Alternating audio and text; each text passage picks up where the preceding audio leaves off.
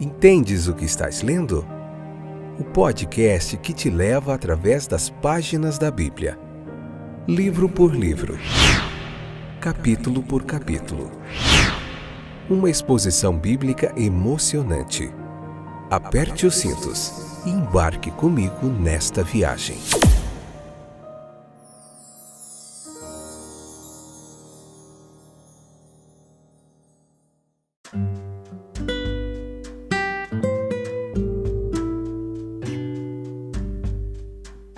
Olá, estou de volta. Esse é mais um fantástico, excepcional, incrível episódio do podcast Entendes o que estás lendo? Hoje nós veremos Lucas capítulo 23, a parte 3, episódio número 348. Essa que é a quarta temporada. Nós vamos ver Lucas até o quinto episódio, a quinta parte do capítulo 23, depois veremos o capítulo 24, dividido em 4 partes separadamente, e depois encerraremos essa quarta temporada e vamos para a quinta temporada, quinto livro de Levítico. Nós já temos visto Gênesis, Êxodo, João, estamos acabando Lucas, tá bom? Gênesis, Êxodo, João, qual que foi o outro? Gênesis, Êxodo, João e Lucas agora, que nós estamos terminando. Então, meus queridos, eu sou o Fábio, para quem não conhece, muitos já estão cansados de ouvir. Nós temos uma comunidade que cresce a cada dia daqueles que estão interessados em aprender mais da Palavra de Deus. Espero que estejam tudo bem com vocês. Hoje nós vamos continuar aqui aprendendo um pouquinho de Jesus, as suas lições. Perceba comigo que a Bíblia ela não é um livro de proibições, não. Ela permite tudo? É lógico que não, gente. Mas ela é um livro de princípios. Ela nos dá princípios, direções para que nós tenhamos uma vida abundante aqui na Terra e para que nós possamos receber a promessa de uma vida eterna pós-morte. Essa promessa. A maioria das promessas bíblicas elas são condicionais. Depende de posturas e atitudes para recebermos. Isto não acontece com a promessa de vida eterna. Ela é dada de graça, graciosamente por Deus, através da pessoa bendita de Jesus, através da sua morte na cruz. É isso que a gente está vendo aqui no finalzinho do livro de Lucas, como Jesus padeceu por mim e por você no nosso lugar. Tá bom? Vamos lá? Sem perca de tempo? Então vamos lá. Lucas capítulo 23, versículo 24. Disse Jesus: Pai, perdoa-lhes, pois não sabem o que fazem. Em que ponto específico ele disse isso, meus queridos? Acredita-se comumente que ele proferiu essa oração mais graciosa apenas no momento da crucificação real. Justamente quando os pregos foram cravados naquelas mãos, as mãos que haviam sido constantemente empregadas em algum ministério de misericórdia, naqueles pés que o carregavam continuamente em alguma missão de bondade, ou apenas quando a pesada cruz, com sua vítima sofredora presa a ela, foi enterrada no chão com uma violência impiedosa. Nesse momento, no momento de dor mais excruciante, de vergonha intolerável, ele abriu os lábios para pedir misericórdia de seus carrascos. Nós temos aqui um raro exemplo de benevolência humana, meus queridos, consciente não apenas da perfeita inocência, mas dos mais puros e até mesmo dos mais elevados objetivos. Jesus Cristo se viu não apenas não recompensado, desvalorizado, mas incompreendido, maltratado, condenado sob uma acusação totalmente falsa. Que maravilha! Se sob essas condições toda a bondade de sua natureza tenha se transformado em azedume de espírito, já pensou? Seria uma coisa para nos maravilhar se isso tivesse acontecido, mas não aconteceu. Nesse exato momento, ele era o objeto da mais crueldade que o homem poderia infligir e deveria estar sofrendo dores no corpo e na mente que eram literalmente agonizantes. Em vez de alimentar qualquer sentimento de ressentimento, ele desejou que os seus carrascos fossem perdoados por seus erros. Aqui nós temos um belo exemplo da sua própria doutrina elevada. Quando em seu grande sermão, lá em Mateus capítulo 5 ou 7, ele disse: amai os vossos inimigos, orai por aqueles que vos maltratam e perseguem, para que sejais filhos de vosso Pai que estás nos céus. Ele exortou sobre nós para nutrir e ilustrar a mais elevada virtude nos mais elevados motivos. E isso ele agora exemplificava linda e perfeitamente. E é aqui, verdadeiramente, que nós temos um desafio para nós. Um desafio. Orar sinceramente por aqueles que nos fazem mal é um dos pontos mais altos, se não realmente o mais elevado da bondade humana. Para descartar todo propósito vingativo, todo pensamento ressentido, olhar para o procedimento de nosso inimigo sob uma luz gentil e ter, como Cristo fez aqui, uma visão generosa dele, acalentar um desejo positivo para o seu bem, colocar esse desejo em ação, em oração. Por essas etapas nós chegamos ao cume da nobreza. Meus queridos, no versículo 34, capítulo 23, veja que eles não sabem o que fazem, há mais em nossas ações e, portanto, em nossa vida do que parece haver para nós mesmos. Esses soldados imaginavam que não estavam fazendo nada além de executar o malfeitor, assassinar o Messias. Eles estavam matando o Filho do Homem, o Salvador da humanidade. Eles não sabiam o que faziam, eles não reconheciam a extrema seriedade, o horror real do crime que estavam cometendo. E assim é constantemente, quando muitas vezes nós supomos que estamos fazendo algo de muito pouca consequência. Mas aquele que conhece as realidades, as questões de todas as coisas, vê em nossa ação algo muito mais sério do que vemos. Seja por algo dito ou feito, por um olhar de relance, pela retenção da palavra ou ação esperada.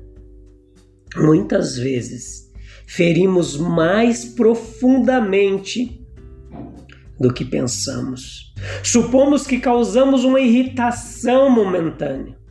Se soubéssemos tudo, deveríamos saber que produzimos uma dor de sentimento, uma agudeza de decepção, ou pode ser uma profunda angústia que levará semanas ou meses para curar. Ali foi um espetáculo triste e uma visão suprema. O povo ficou olhando, sentados, versículo 35 do capítulo 23, sentados, eles o observavam ali. Devemos invejar esses espectadores? Aquela cena que eles testemunharam?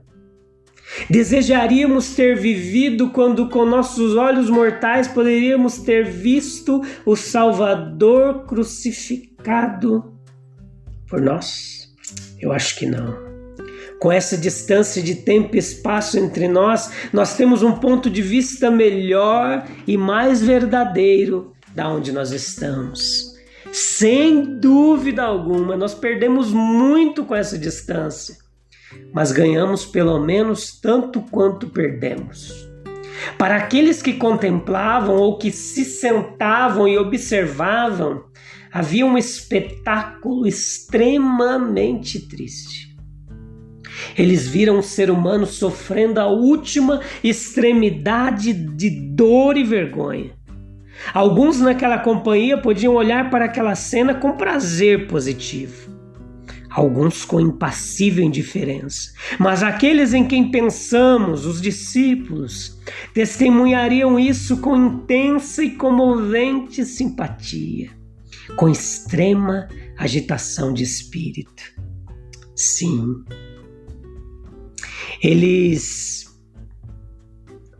Para todos ali o sofrimento dele deve em grande medida ter sido deles também, deles em proporção ao amor que eles lhe deram. Tal foi o espetáculo para o qual seus discípulos olharam ao se reunirem ao redor da cruz. A cena era mais vívida, mais impressionante, mais poderosamente comovente.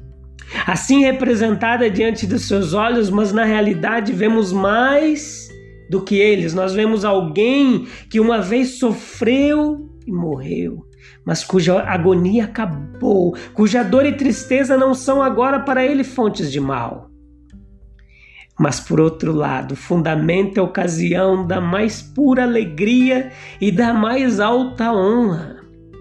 Não vemos no profeta crucificado um que foi derrotado, nós vemos aquele que nos disse tudo o que veio dizer, nos comunicando todo o conhecimento de que precisamos para viver nossa vida na terra e nos preparar para a vida celestial além, que não foi impedido de entregar qualquer parte de sua mensagem divina. Completou tudo o que ele veio fazer, que tinha todo o direito de dizer, como fez antes de morrer, quando ele expressou a seguinte frase: está consumado. Um divino redentor garantindo por sua morte o triunfo de sua causa. Se ele não tivesse morrido como ele morreu, se ele tivesse se salvado como ele foi insultado e desafiado a fazer, se ele não tivesse ido até o final amargo e bebido aquele cálice amargo até a última gota, então ele teria falhado. Mas porque padeceu até a morte, triunfou gloriosamente e se tornou o autor da salvação eterna para todos os que creem. Essa é a visão suprema das almas humanas. Fazemos bem em olhar longa e amorosamente para a virtude humana como manifestada nas vidas e mortes do glorioso exército de mártires. Mas não há visão tão digna de nossa visão, de nossa frequente, constante, prolongada e intensa visão, como essa quando vemos o misericordioso, poderoso Salvador, morrendo por nossos pecados, morrendo em maravilhoso amor para nos atrair a si e nos restaurar ao nosso Pai e nosso lar. Se quisermos perdão dos pecados, descanso da alma, dignidade de espírito, nobreza de vida, esperança na morte, uma imortalidade abençoada, nós devemos dirigir nossos olhos para aquele que uma vez foi levantado, para que ele possa ser o refúgio, o amigo, o Senhor, o Salvador do mundo até o fim dos tempos. Melhor do que o espetáculo mais triste que o homem já viu, é aquela visão suprema, que é a esperança e a vida de cada coração humano que olha e confia. Foi um alto sacrifício. Existem muitos graus de desumanidade. O pior de tudo é fazer como esses homens na cruz.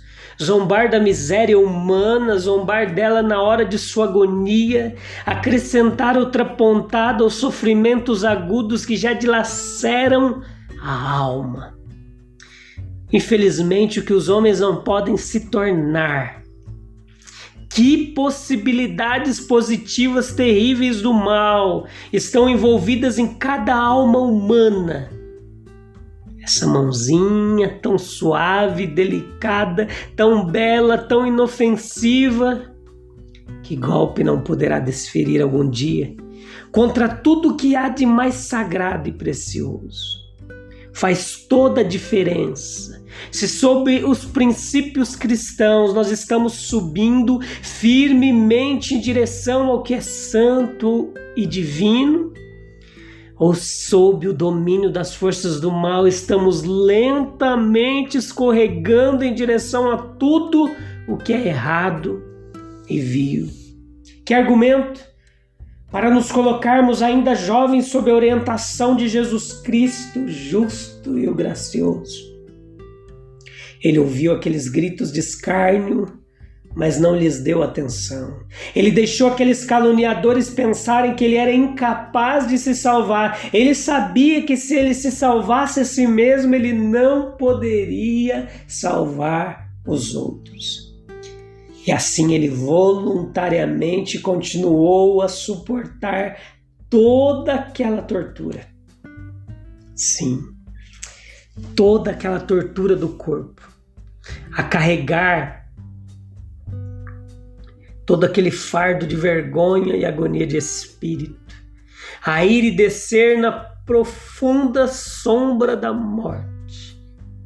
Certamente a nobreza espiritual nunca poderia atingir uma nota mais alta do que isso. Nunca poderia atingir um cume mais alto do que isso. Até onde podemos seguir o nosso Senhor ao longo deste caminho ascendente. Houve homens que, em certo ponto de sua carreira, eles previram claramente um final sombrio e mortal. Foram instados por seus amigos a não ir mais longe, a ficar de lado, a salvar-se e não pensar mais na salvação dos outros. Olha lá em Atos capítulo 21, versículo 12. É bem possível que, embora nunca sejamos colocados em uma posição como a de nosso mestre, salvar a nós mesmos e deixar os outros à própria sorte, por um lado, ou sacrificar a nós mesmos e salvar nossos semelhantes, por outro. Se estivermos mantendo o nosso mestre bem em vista, especialmente se o estivermos vendo na cruz, recusando-se a salvar a si mesmo, embora desafiado com a maior amargura a fazê-lo, também faremos a escolha mais nobre. E aí, meus queridos, que escolha que você tem feito? Salvar a si mesmo? Salvar os outros? Que lições de nobreza, de espírito benevolente que é o do Mestre Jesus. Pense nisso com calma, com o coração em paz. Ore a Ele, peça que Ele te ensine a seguir os seus princípios para desfrutar de uma vida abundante, tá bom? Eu te encontro no próximo episódio, nós vamos continuar falando mais desse capítulo 23, a gente se vê lá, tá bom? Um abraço, Deus abençoe, tchau, tchau.